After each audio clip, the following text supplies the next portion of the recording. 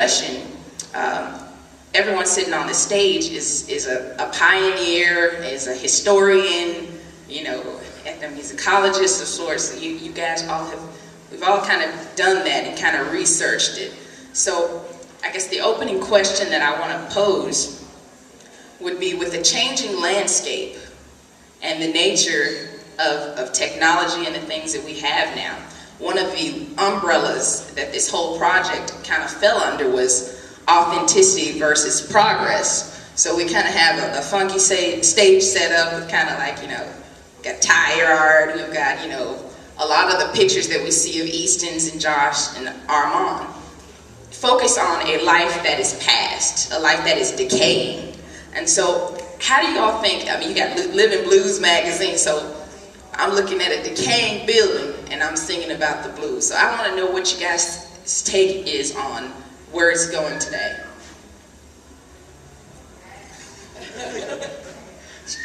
Starting at the end. Where is blues going today? Where is it going today? How does the landscape affect it musically? What is really happening, and why should we be interested?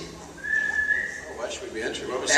There's a lot of questions in there. I think one of the things, you know, that is interesting is the fact that we're sitting here today, which has a lot to do with, I guess, what I'd call sort of the institutionalization of the blues. Also, Jim and I are involved with the state of Mississippi. Alex here is an employee of the state of Mississippi, which has now become involved in, I don't want to say exploitation, but there's a certain degree of finally recognizing that this is part of the cultural economy.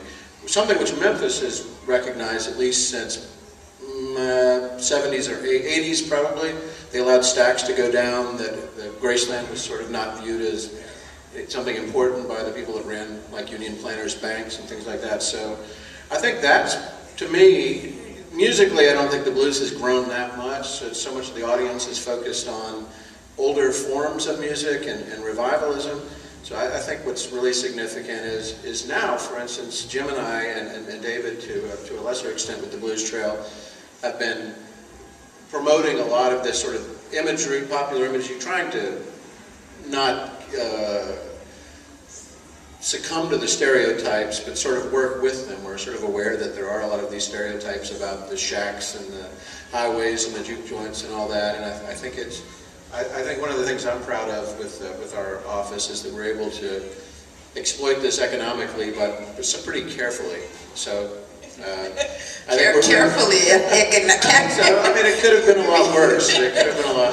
No, it was very good that we started doing a lot of this. The first thing that the economic people said was, "You all know what to do. We're leaving you alone." I think we were all at that meeting. So I think that's what's kind of interesting. You know, that there has been this sort of that David is a perfect example of really the first generation of blues getting into the universities, I think.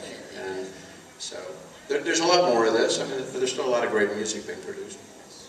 David, did you want to comment on that? Well, the Mississippi Blues Trail project, which certainly has a geographical component to it, very strong one, I think is one of the most enlightened projects of this, what did you call it, entrepreneurism or exploitation? Okay, yeah. Cultural tourism, I think, would be the term that we talk about. Even to use the term exploitation of the blues. In other words, making blues into a commodity, which it always was. I mean, from the earliest years, the musicians were trying to make a living playing it, but. A lot of the exploitation, of course, is just a very crass commercialism, but the Mississippi Blues Trail project is really trying to do it right, trying to make these markers historically accurate, to identify significant historical sites rather than ones that people today with their own agendas might think are important, but sites that were important in the past. And this work will stand. It'll stand the test of time. I can see. I mean, the markers themselves might deteriorate, but new ones could be put up in place of them. And I could see 100 years from now, people with an interest in this music coming to those sites and still getting a significant experience.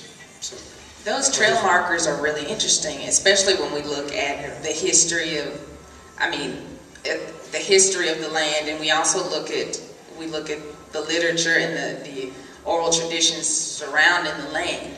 Of course, the ironic thing is that often there's a marker at a place and there's no thing, and it's just what it used to be. In other words, maybe at one time there was a store where, or juke house that some famous musician or many famous musicians played in, or that somebody lived in. The physical environment that housed the blues in its heyday was often made of very flimsy materials, you might say, and was the first to go as the way of life changed.